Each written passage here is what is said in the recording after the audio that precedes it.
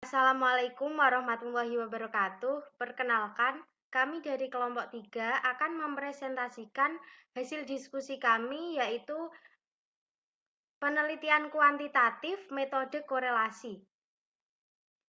Anggota kelompok kami diantaranya adalah saya sendiri, Rizka Ardila Safari, NIM 2019-33326, Akbar Sabet, NIM 2019-33071, Nuriyah Miftahur Rosyidah, NIM 2019-33339.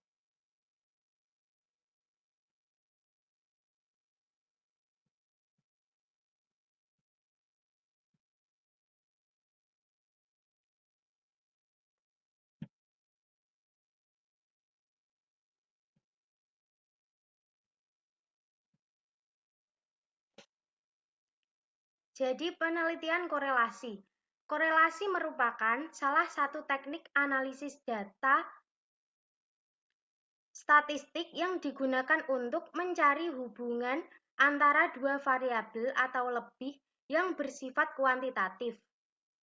Dua variabel atau lebih dapat dikatakan berkorelasi apabila perubahan pada variabel yang satu akan diikuti perubahan pada variabel yang lain secara teratur dengan arah yang sama, atau biasa disebut korelasi positif, atau berlawanan atau korelasi negatif.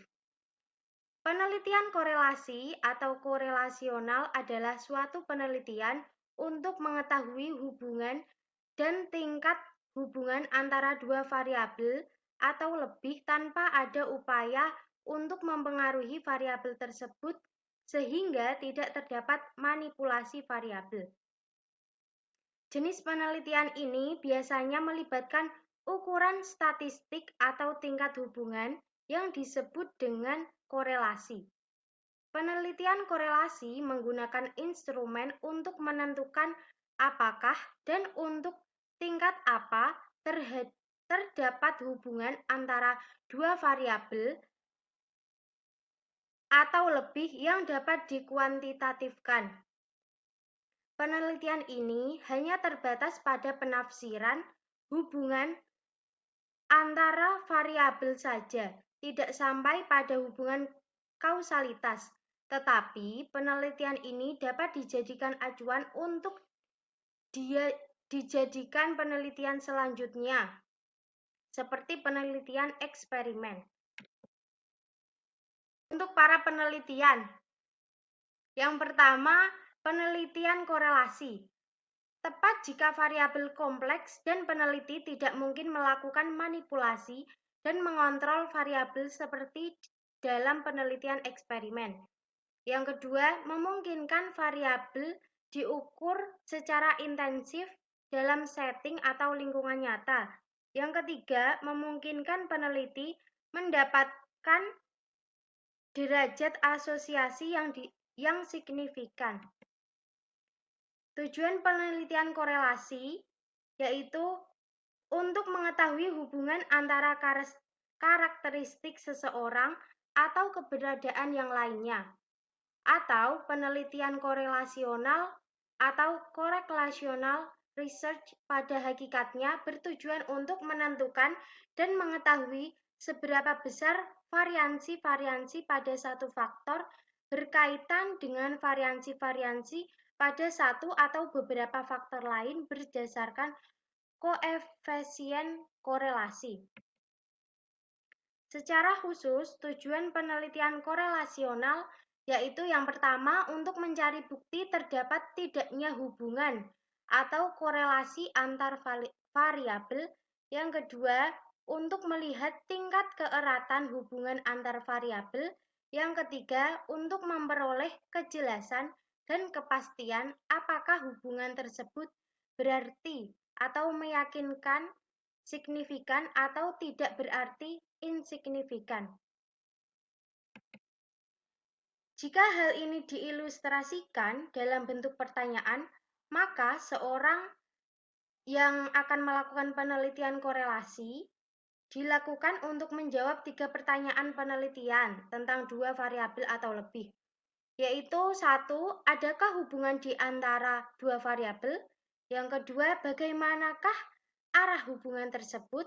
Dan yang ketiga, berapa besar atau jauh hubungan tersebut dapat diterangkan. Penjelasan selanjutnya akan dijelaskan oleh Mbak Nuriyah Miftahur Rasyidah. Selanjutnya ada ciri-ciri penelitian korelasi. Muri Yusuf menjelaskan 3 ciri utama penelitian korelasional sebagai berikut. Yang pertama, penelitian korelasional tepat digunakan apabila variabel-variabel yang diteliti kompleks dan tidak dapat diteliti dengan metode eksperimen, serta tidak dapat dimanipulasi. Yang kedua, ada penelitian korelasional memungkinkan pengukuran beberapa variabel sekaligus, saling hubungannya, dan latar realistik. Dan yang ketiga, ada apa yang diperoleh dalam penelitian adalah kadar atau degree hubungan, bukan ada atau tidak adanya pengaruh di antara variabel yang diteliti, terkecuali apabila menggunakan teknik analisis lebih kompleks, sehingga dapat dicari pengaruh dari antar variabel yang diteliti. Sudarwandani menyatakan bahwa paling tidak seorang calon peneliti atau peneliti yang akan meneliti dengan metode penelitian korelasional harus memperhatikan hal-hal sebagai berikut. Yang pertama, ada variabel yang diteliti relatif rumit, tidak dapat dieksperimentasikan dan dimanipulasikan. Yang kedua, ada mengukur variabel yang berhubungan secara serentak dalam situasi realistik. Yang ketiga, ada koefisien korelasi yang ingin dicari adalah positif atau negatif, signifikan atau tidak signifikan. Dan yang keempat, ada satu atau lebih variabel. Disebut variabel bebas atau independent variabel, dan satu atau lebih variabel terikat atau dependent variabel. Jenis-jenis penelitian korelasi. Jenis-jenis penelitian korelasi ini ada 3. Yang pertama, penelitian hubungan. Penelitian hubungan relasional atau korelasi sederhana, atau seringkali hanya disebut korelasi saja, digunakan untuk menyelidiki hubungan antara hasil pengukuran terhadap 2 variabel yang berbeda dalam waktu yang bersamaan. Penelitian ini bertujuan untuk menentukan tingkat atau derajat hubungan antara sepasang variabel atau bivariat. Yang kedua, ada penelitian prediktif. Penelitian korelasi jenis ini memfokuskan pada pengukuran terhadap satu variabel atau lebih yang dapat dipakai untuk memprediksi atau meramal kejadian di masa yang akan datang atau variabel lain. Jenis yang ketiga, ada korelasi multivariat. Teknik untuk mengukur dan menyelidiki tingkat hubungan antara kombinasi dari 3 variabel atau lebih disebut teknik korelasi multivariat. Ada beberapa teknik yang dapat digunakan. 2 di antaranya yang akan dibahas di sini adalah regresi ganda atau multiple regression dan korelasi kanonik.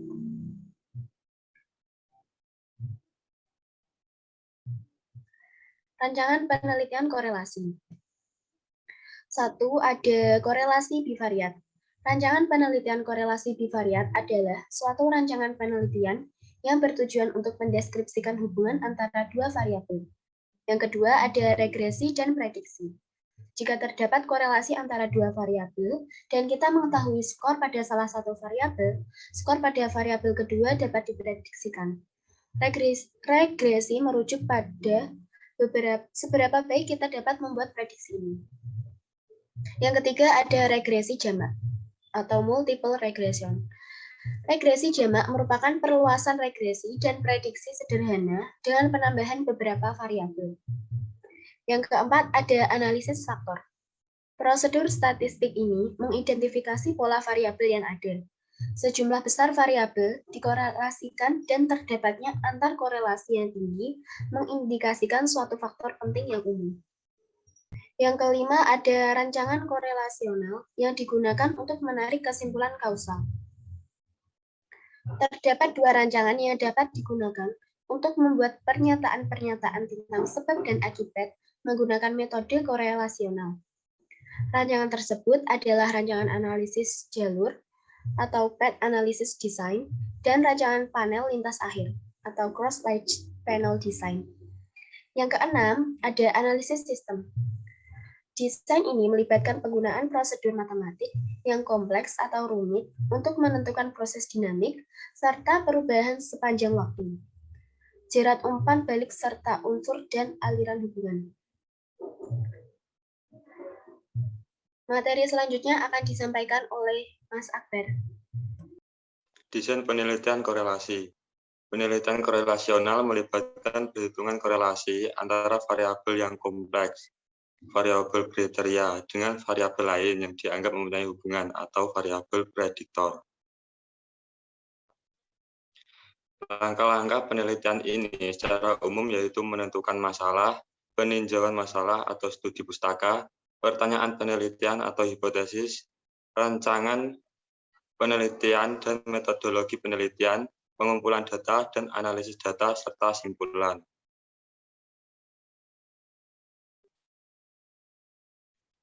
Kelebihan penelitian korelasi. Penelitian korelasional mengandung beberapa kelebihan-kelebihan, antara lain kemampuan untuk menyelidiki hubungan antara beberapa variabel secara bersamaan atau simultan. Dan penelitian korelasional juga dapat memberikan informasi tentang derajat atau kekuatan hubungan antara variabel-variabel yang diteliti. Soekardi menambahkan kelebihan bahwa penelitian ini berguna untuk mengatasi masalah yang berkaitan dengan bidang pendidikan, ekonomi, dan sosial. Penelitian korelasional juga memungkinkan untuk menyelidiki beberapa variabel untuk diselidiki secara intensif, dan penelitian ini dapat melakukan analisis prediksi tanpa memerlukan sampel yang besar. Kelemahan penelitian korelasi. 1. Hasil penelitian korelasional hanya mengidentifikasi apa sejalan dengan apa, tetapi tidak mengidentifikasikan saling pengaruh yang bersifat kasual atau saling menyebabkan. 2. Penelitian tipe ini kurang tertib, ketat apabila dibandingkan dengan tipe penelitian eksperimen untuk menentukan pengaruh, karena tidak dapat dilakukan kontrol atau manipulasi terhadap peristiwa yang akan diteliti. 3. Penelitian korelasional cenderung akan mengidentifikasikan pola hubungan langsung dan atau unsur-unsur yang dipakai kurang andal dan belum canggih. 4. Pola hubungan itu sering dibuat-buat dan kadang-kadang melakukan serta kabur. Terima kasih.